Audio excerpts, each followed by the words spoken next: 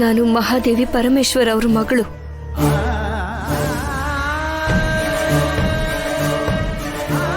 ಇನ್ಮೇಲಿಂದ ಈ ಊರು ಒಳ್ಳೇದಕ್ಕೋಸ್ಕರ ಚೌಡಮ್ಮ ತಾಯಿಗೆ ಪ್ರತಿರೂಪ ಆಗಿ ಬದಲಾಗ್ತಾ ಇದ್ದೀನಿ. ನಾಳೆಯಿಂದ ಯಾವುದೇ ಕಷ್ಟ ಬಂದ್ರೂ ಕೂಡ ನಿನ್ನನ್ನು ನನ್ನನ್ನು ದಾಟಿ ಯಾವುದೇ ಕಾರಣಕ್ಕೂ ಅಮಾಯಕರಾಗಿರೋ ನಮ್ಮ ಊರವ್ರಿಗೆ ಯಾವ ಕಷ್ಟಗಳು ಬರ್ದೇ ಇರೋ ಹಾಗೆ, ಯಾವ ಅರಿಷ್ಟಗಳು ಮುಟ್ಟದೇ ಇರೋ ಹಾಗೆ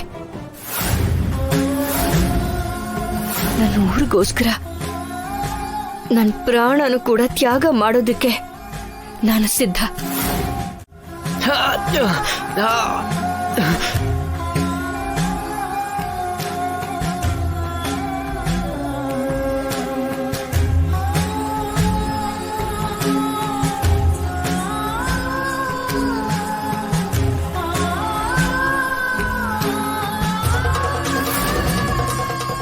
ಈ ಪಶ್ಚಿಮ ದಿಕ್ಕಿಂದ ಯಾವುದೇ ಕೇಡು ಅಪಾಯ ಆಗ್ಲಿ ಈ ಊರಿಗೆ ಬರ್ದೇ ಇರೋ ಹಾಗೆ ನೀನೇ ಕಾಪಾಡಮ್ಮ.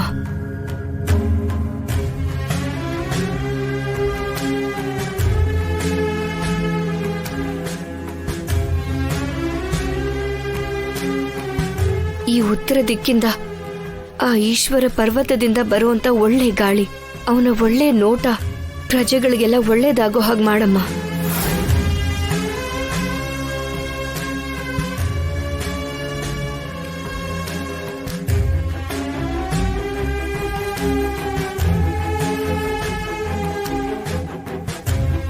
ಈ ದಕ್ಷಿಣದಲ್ಲೇ ಸೃಷ್ಟಿ ರಹಸ್ಯ ಇದೆ ಅಂತಾರೆ.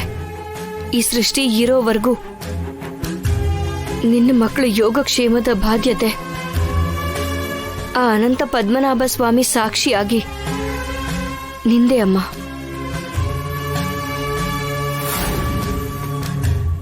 ಅಮ್ಮ ಪುಣ್ಯ, 4 ದಿಕ್ಕುಗಳಲ್ಲಿ ದೀಪವನ್ನ ಬೆಳಗಾಯ್ತು. ಈಗ ಹೋಗಿ ನಿನ್ನ ಮಾತೃಮೂರ್ತಿಯ ಆಶೀರ್ವಾದ ತಗೊಳಮ್ಮ.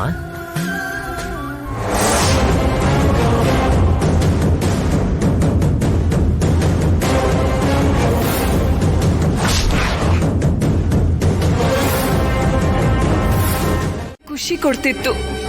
ಅನುಮಾನ ಮತ್ತೆ ಯಾರೋ ಹೇಳಿದ ಮಾತುಗಳಿಗೆ ನೀವು ಮೋಸ ಹೋಗಿ ನನ್ ಮಗಳು ಜೀವನನ ನಾಶ ಮಾಡಬೇಡಿ. ಮಹಾದೇವಿ, ಒಂದು ಹುಡುಗಿ ಜೀವನಾನ, ಅದ್ರಲ್ಲೂ ಮದ್ವೆ ವಯಸ್ಸಿಗೆ ಬಂದಿರೋ ಹುಡುಗಿ ಜೀವನಾನ ಹೀಗ್ ಬದಲಾಯಿಸೋದು ಸರಿನಾ ಹೇಳು?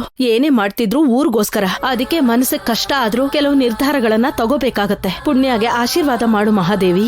ಯಾವ ತಾಯಿ ಆದ್ರೂ ಮದ್ವೆ ಮಾಡ್ಕೊಂಡು ಮಕ್ಳ ಜೊತೆ ದೀರ್ಘ ಸುಮಂಗಲಿಯಾಗಿ ಬಾಳು ಅಂತ ಆಶೀರ್ವಾದ ಮಾಡ್ತಾಳೆ. ಆದ್ರೆ ಈ ತರ ಪರಿಸ್ಥಿತಿಲಿ ಏನ್ ಆಶೀರ್ವಾದ ಮಾಡ್ಬೇಕು ಅಂತ ಗೊತ್ತಿಲ್ಲ. ಅಮ್ಮ ಪುಣ್ಯ, ನನ್ನನ್ನ ಕ್ಷಮಿಸ್ಬಿಡು. ಇಂಥ ಪರಿಸ್ಥಿತಿ ಬರುತ್ತೆ ಅಂತ ಕನ್ಸಲು ನಾನು ಅನ್ಕೊಂಡಿರ್ಲಿಲ್ಲ ಅಮ್ಮ. ಅಮ್ಮ ಪುಣ್ಯ, ಅಮ್ಮನಿಗೆ ಅಮ್ಮ ಆ ಆದಿ ಪರಾಶಕ್ತಿ ಒಂದ್ ಹುಡುಗಿ ಜೀವನನ ನಾಶ ಮಾಡಬಾರ್ದು ಅಂತ ನಾನು ಅನ್ಕೊಂಡಿದ್ದೀನಿ. ಆ ತಾಯಿಯ ಜ್ಯೋತಿ ಯಾವಾಗ್ಲೂ ನಿನ್ ಜೊತೆನೇ ಇರುತ್ತೆ, ತಲೆ ಕೆಡಿಸ್ಕೋಬೇಡ. ಕೂತ್ಕೊಳ್ಳಮ್ಮ. ಅಮ್ಮ, ಪುಣ್ಯಳಿಂದ ಆ ತಟ್ಟೆ ತಗೊಂಡು ದೃಷ್ಟಿ ತೆಗೀರಿ.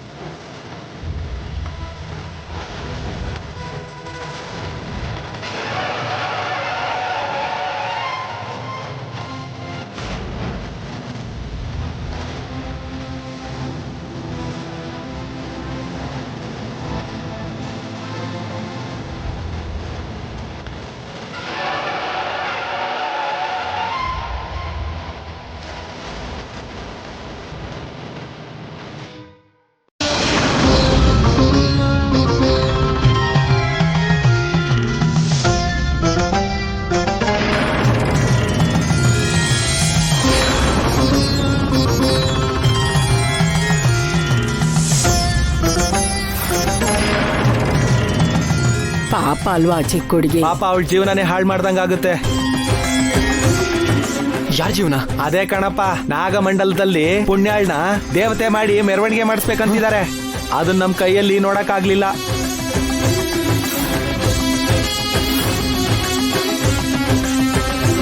ಪುಣ್ಯ